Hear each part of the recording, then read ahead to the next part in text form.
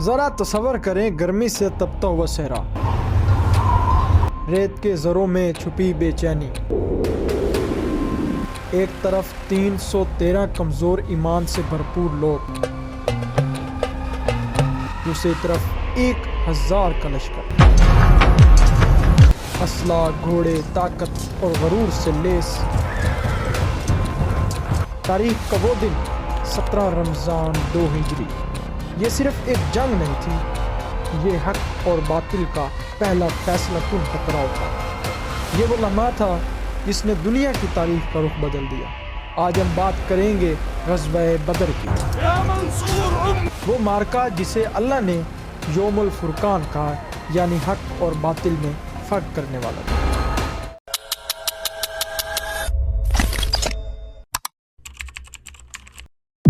سن 622 عیسوی میں جب اللہ کے حکم سے رسول اللہ صلی اللہ علیہ وآلہ وسلم نے مکہ سے مدینہ ہجرت فرمائی تو پھر بھی قریش کا غصہ کم نہ ہوا۔ مسلمانوں کا مال لوٹا گیا، گھروں پر قبضے کر لیے، کاروبار ختم ہو گئے۔ تو تب مدینہ جب پہنچے صحابہ کرام تو انہوں نے وہاں پر نئی زندگی شروع کی، مگر خطرہ ابھی بھی ختم نہیں ہوا تھا۔ اسی دوران ایک تجارتی قافلہ شام سے واپس آ رہا تھا جس کی قیادت ابو سفیان کر رہے تھے۔ یہ قافلہ بہت قیمتی سامان سے بھرا ہوا تھا۔ یہ مسلمانوں کو خبر ملی تو انہوں نے ارادہ کیا کہ کیوں نہ اس قافلے کو روکیں، کیونکہ یہ وہی لوگ ہیں جنہوں نے مسلمانوں کا مال لوٹا تھا۔ لیکن اچانک حالات بدل گئے۔ ابو سفیان کو کسی طرح اطلاع مل گئی۔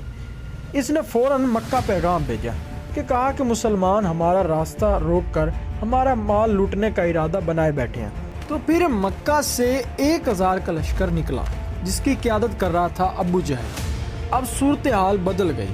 یہ قافلہ روکنے کا معاملہ نہیں رہا، یہ باقاعدہ جنگ بن چکی تھی۔ یہ جنگ مدینہ سے تقریباً 130 کلومیٹر دور بدر کے مقام پر لڑی گئی، اس لیے اسے غزوہ بدر کہا جاتا ہے۔ اب یہاں ایک بات سمجھنے کی ہے کہ مسلمانوں کی تعداد صرف 313 ہے۔ ان میں سے 22 مہاجرین، 61 قبیلہ اوس اور 170 قبیلہ خزرج سے تھے۔ مسلمانوں کے پاس صرف 2 گھوڑے، 70 اونٹ اور ہتھیار مکمل نہیں تھے۔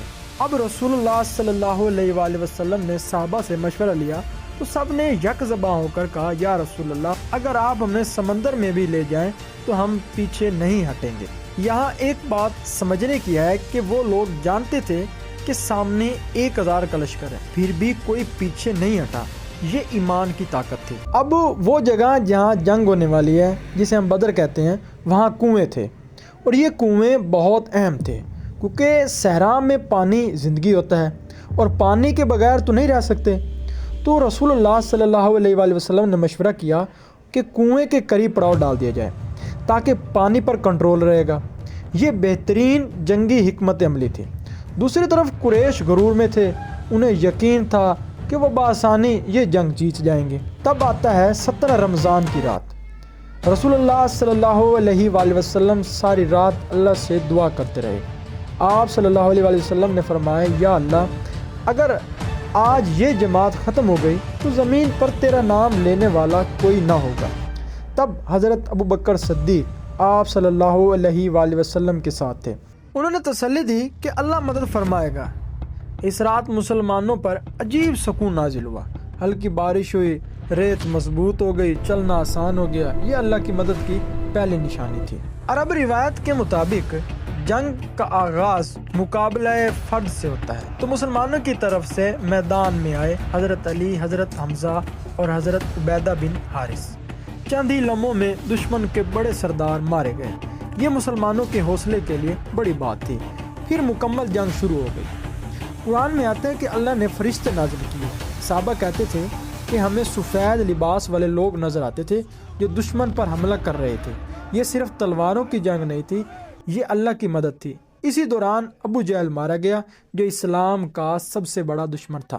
اس جنگ میں کفار کے 70 افراد مارے گئے، 70 افراد کو قیدی بنا لیا گیا، اور دوسری طرف مسلمانوں کے 14 صحابہ شہید ہوئے۔ یہ فتح مسلمانوں کے لیے بہت بڑی کامیابی تھی۔ مدینہ میں اسلامی ریاست مضبوط ہو گئی، مسلمانوں کا حوصلہ بلند ہو گیا۔ سوچیں اگر وہ لوگ جو 313 تھے اگر ڈر جاتے، اگر وہ پیچھے ہٹ جاتے، اگر وہ کہتے کہ ہم کمزور ہیں، تو شاید تاریخ بدل نہیں جاتی۔ لیکن انہوں نے ہمیں سکھایا مشکل وقت میں گھبرانا نہیں، صرف اللہ پر یقین رکھنا ہے اور حق کے لیے کھڑے رہنا ہے۔ غزوہ بدر ہمیں سکھاتا ہے کہ جب نیت صاف ہو، جب ایمان مضبوط ہو، تو ناممکن بھی ممکن ہو جاتا ہے۔ اللہ حافظ۔